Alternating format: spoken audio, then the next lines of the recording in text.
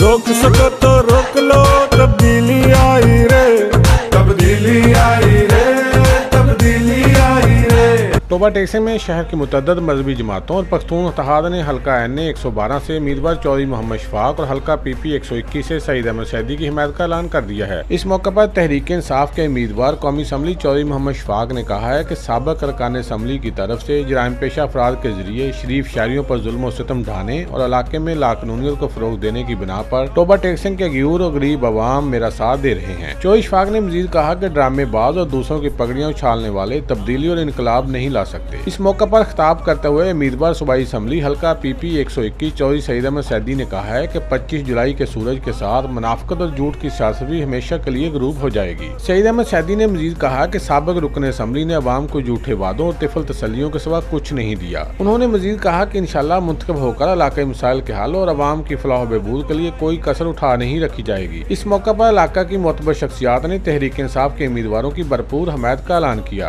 Camera man Rashid Anjum के साथ सुल्तान Mahmood, Toba टेक्सिंग।